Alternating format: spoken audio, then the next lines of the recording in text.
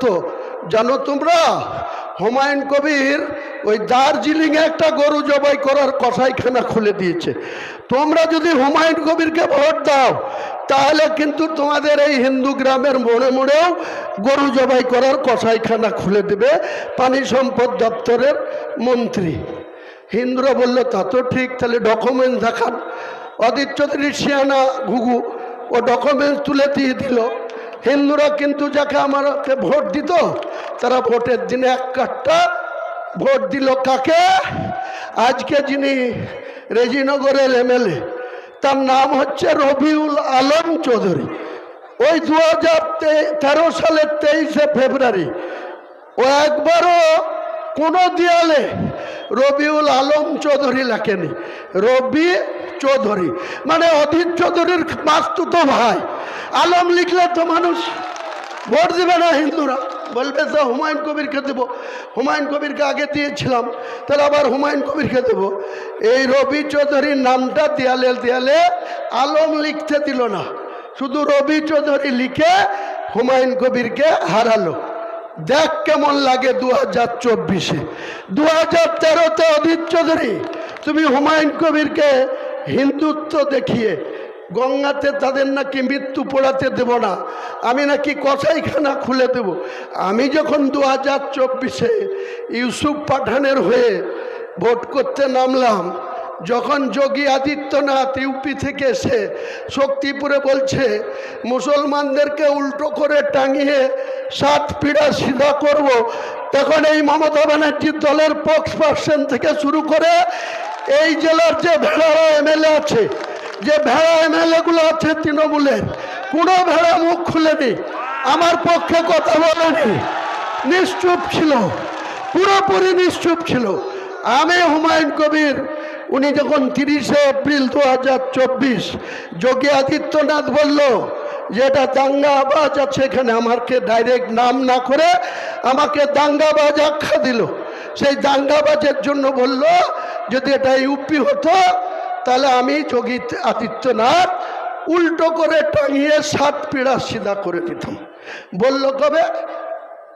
30শে April 2024। কোথায় বলল? এই যে দাড়িওয়ালা মন্ত্রী আছে, যার নীতিবোধ কিচ্ছু নাই, সিদ্দিকুল্লাহ চৌধুরী, মাথায় টুপি দিয়ে দাড়ি রেখে দ্বিচাচারিতার শেষ নেই। তিনি এখনো জুমাইতুল্লাহিনের রাজ্য সভাপতি, আবার ভোটে দাঁড়িয়েছে তৃণমূলের হয়ে। এর আগে দাঁড়িয়েছিল কোথায়? বর্ধমানের মঙ্গলকোটে, সেখানে ঝাঁটা লাঠি খেয়ে সেখান থেকে এসেছে বর্ধমানের মন্তেশ্বরে, এবারও এখানে ঝাঁটা লাঠি খাবে, এবারও ঝাঁটা লাঠি খাবে এই সিদ্দিকুল্লাহ চৌধুরী। তাহলে তার মদতে তার দপ্তরের একটা মাঠ শক্তিপুর প্রতাপ সংঘ লাইব্রেরির মাঠ, থানা থেকে এই যে যেমন আপনাদের ডোমকল থানা, শক্তিপুরের থানা আর প্রতাপ সংঘ লাইব্রেরির মাঠ 50 মিটার দূরত্ব। সেখানে হেলিকপ্টার নামানোর পারমিশন কে দিল? এই মমতা ব্যানার্জির জেলা শাসক রাজশ্রী মিত্র। তিনি এখন কলকাতায় ওই হিড কোচ এমডি হয়ে গিয়েছে, নতুন ডিএম এসছে মালদা থেকে। এই ডিএম থেকে তার আগে 17 তারিখে শক্তিপুরে রামনবমীর দিনে সশস্ত্র মিছিল, এসপি, এডিশনাল এসপি, বিভিন্ন থানার আইসিদের নেতৃত্বে মুসলিমদের উপরে আক্রমণ হলো। কবে?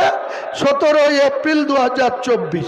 7 দিন গোটা জেলার নেট বন্ধ থাকলো। 5টা থানার, বহরমপুর, রেজিনগর, বেলডাঙ্গা, শক্তিপুর, এইসব থানার নেট বন্ধ থাকলো 7 দিন। কি করে? যোগী আদিত্যনাথ সাথে মমতা ব্যানার্জির যদি লিঙ্ক না থাকে, আন্ডারগ্রাউন্ডে যদি চ্যানেল না থাকে, কি করে প্রতাপ সংঘ লাইব্রেরির মাঠে যেখানে মন্ত্রী সিদ্দিকুল্লাহ চৌধুরী তার দপ্তরে জেলা শাসক কি করে এনওসি দেয়? তার হেলিকপ্টার নামে কি করে নামলো? নেমে যখন আমাকে বলছে উল্টো করে টাঙিয়ে সিধা করব, ও বাগাওয়াল হলে আমিও কোনো তেতুল। পরের দিন 1 মে সন্ধ্যা 6টার সময় রবিউল আলম চৌধুরী বক্তৃতা করছে, আর মুখ্যমন্ত্রী মালদা থেকে একটা সভা করে বড়ুয়ার কিষাণ মান্ডির মাঠে হেলিকপ্টারে নামলো। আমি সেখানে প্রেজেন্ট ছিলাম। এদের সাংগঠনিক জেলার সভাপতি অপূর্বও ছিল। সেই সময় এই রবিউল আলম চৌধুরী চেয়ারম্যান ছিল, এখন নিয়ামত হাজিকে করেছে। তো আমাকে মুখ্যমন্ত্রী ডেকে বলছে, হুমায়ুন আলম বলুন দিদি। তো বলছে খবর খুব খারাপ। কিসের দিদি? তো বলে ওখানে সেলিম জিতে যাচ্ছে, তাহেরও 30 থেকে 40 হাজার ভোটে হেরে যাচ্ছে মুর্শিদাবাদ কেন্দ্রে। তাহলে আমি কি করব দিদি? বলে ওদিকে আমি ইউসুফ পাঠানের মা বাবাকে কথা দিয়ে ইউসুফকে নিয়ে এসছি ভোটে জিতাবো বলে। তা ইউসুফ 80 থেকে 1 লাখ ভোটে হেরে যাচ্ছে, অধীরই আবার জিতে যাচ্ছে। তা আমি কি করব? আপনি নিয়ে এসছেন, তখন তো ভাবা উচিত ছিল। বললো না না, তুমিই পারবে, তোমাকেই ইউসুফকেও জিতাতে হবে। তা বললাম ঠিক আছে দিদি, আমি ইউসুফকে যে করে হোক জিতাবো, কিন্তু তাহেরকে জিতাবো না, এ বিরাট নেমুখ হারাম। বললো না না না না, তোমাকে ওটাও জিতাতে হবে। আমি সেদিনকে বললাম সন্ধ্যা 6:30টার পরে বক্তৃতা মাইক ধরে আমি বললাম, যোগী আদিত্যনাথজি আপনি ইউপির মুখ্যমন্ত্রী, ঠিক আছে, আপনি শক্তিপুর প্রতাপ সংঘ মাঠে এসে মুর্শিদাবাদে যেখানে 72% মুসলমানের বাস, সেখানে আসে আপনি বলবেন মুসলিমদের উল্টো করে টাঙিয়ে সিধা করব। এটা ইউপি না, এটা অযোধ্যা না, এটা লখনৌ না, এটা ভারতবর্ষের পশ্চিম বাংলা আর মুর্শিদাবাদ জেলা। আপনি যদি 30,000 লোক জমায়েত করে মুসলিমদের উল্টো করে টাঙিয়ে সিধা করতে পারেন, আমি মুর্শিদাবাদের মাটিতে হুমায়ুন কবির 2 ঘন্টার মধ্যে আপনার ওই বিজেপির সমর্থকগুলোকে এমন তারা জুড়ব গঙ্গায় ঝাঁপ দেবে বলেছিলাম। এক কথাতে কংগ্রেসের অধীর চৌধুরীর ভোট ব্যাংক বিজেপির দিকে চলে গেল। এখানে সেলিম সাহেবের যারা ধর্মনিরপেক্ষ হিন্দু ভোটার, তারা বিজেপির গৌরী ঘোষের দিকে চলে গেল। অমনি চিৎপাটাং হয়ে গেল সেলিম সাহেব, আর চিৎপাটাং হয়ে গেল অধীর চৌধুরী।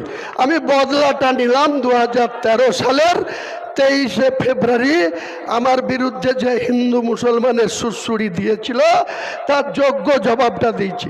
এখনো দেখেন অধীর চৌধুরী প্রতিদিন ছিলবিল করছে, এই হুমায়ুন কবিরকে দিয়ে মমতা ব্যানার্জি আপনি আমাকে হারিয়েছেন, দাঙ্গা লাগিয়েছেন। এসব কথা আমি বলিনি ভাই, অধীর চৌধুরী বলে কিনা যারা সাংবাদিক আছে তাদেরকে দেখবেন ফুটে যাচ্ছে। তা আমার কথা হচ্ছে মমতা বন্দ্যোপাধ্যায়কে আগামী দিনে প্রাক্তন করাই হচ্ছে আমার মূল টার্গেট। মুসলমানদের সঙ্গে শুধু বিজেপির ভয় দেখানো, বিজেপির জুজুর ভয় দেখাবো, আর মুসলমানরা আপনার দুধেল গায়ে হবে। মুসলমানদের যারা রেড রোডে 1 মাস রোজা করার পর রেড রোডে ঈদের নামাজ